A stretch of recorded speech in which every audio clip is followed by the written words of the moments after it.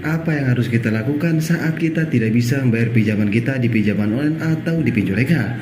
Apakah kita harus menjual barang-barang kita untuk membayar pinjaman kita di pinjol legal? Nah, jadi buat kalian yang bingung saat kalian tidak bisa membayar pinjaman kalian di pinjol legal ya, kalian wajib sekali simak video ini supaya mental kalian kuat dan kalian tidak ketakutan. Assalamualaikum warahmatullahi wabarakatuh. Selamat datang dan selamat berjumpa kembali di channel Bondes Mupi. Di video kali ini saya akan share buat kalian yang tidak bisa membayar pinjaman kalian di pinjol legal atau di finansial legal.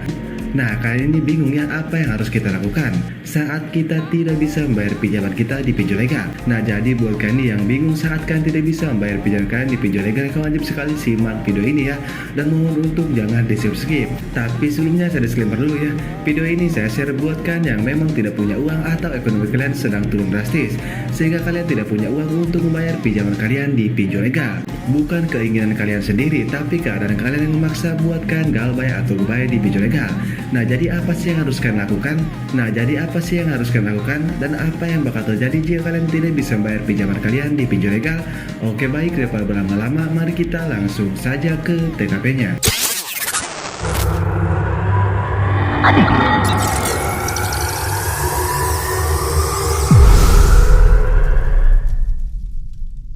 Oke, jadi untuk yang pertama sudah jelas ya, kalian galbay atau gebay di pinjol legal atau finansial legal. Nah, kalian ini bingung atau kayak ketakutan ya, anggap saja kalian baru pertama kali galbay atau gebay di pinjol legal ini. Tapi sebelumnya kalian galbay ini bukan keinginan kalian sendiri ya, tapi keadaan kalian yang memaksa kalian buat galbay atau gebay di pinjol legal. Seperti ekonomi kalian sedang turun drastis, atau kalian tidak punya uang sama sekali sehingga kalian galbay atau gebay di pinjol legal ini. Nah, kalian gak usah takut, kalian gak usah panik ya. Saya berani jamin ya, buat kalian yang galbay pertama kali atau kalian gagal bayar pertama kali di pinjaman online ya, saya berani jamin kalian pasti resah, kalian pasti takut. Apalagi pas kalian diteror oleh DJ pinjol legal seperti teror telepon, teror SMS seperti mengancam dan lain-lain. Nah, saya berani jamin pasti kalian bakal ketakutan. Nah, di sini saya tegaskan ya, kalian gak usah takut, kalian gak usah panik. Semua ancaman yang diberikan oleh DC pinjol legal itu semuanya ancaman hoax atau ancaman bohong. Jadi kalian gak usah panik, kalian gak usah takut. Yang harus kalian lakukan itu hindari membaca pesan dari DC pinjol legal. Nah, ini penting sekali buat kalian yang pertama galbay atau gebay di pinjol legal ya, kalian harus menghindari membaca pesan dari DC pinjol legal. Kenapa kalian harus menghindari? Kalian harus mengetahui ya, di dalam pesan DC pinjol legal itu terdapat kata-kata yang dapat menjatuhkan mental kalian. Jadi kalau kalian tidak mau ketakutan ya, saya sarankan untuk hindari membaca pesan dari DC pinjol legal. Nah, itu yang pertama yang harus kalian lakukan.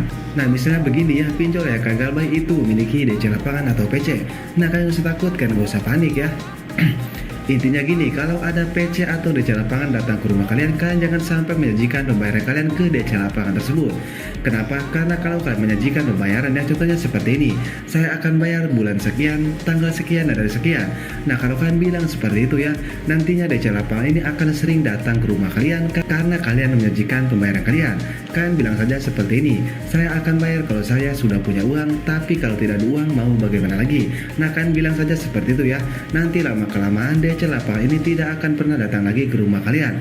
Kalian gak usah memikirkan misalnya DC lapangan akan marah-marah kepada kalian menyita barang kalian. Itu tidak akan ya, mereka tidak akan menyita barang kalian karena KTA. Karena pinjol itu KTA, yaitu kredit tanpa agunan. Jadi mereka tidak ada wewenang untuk menyita barang kalian.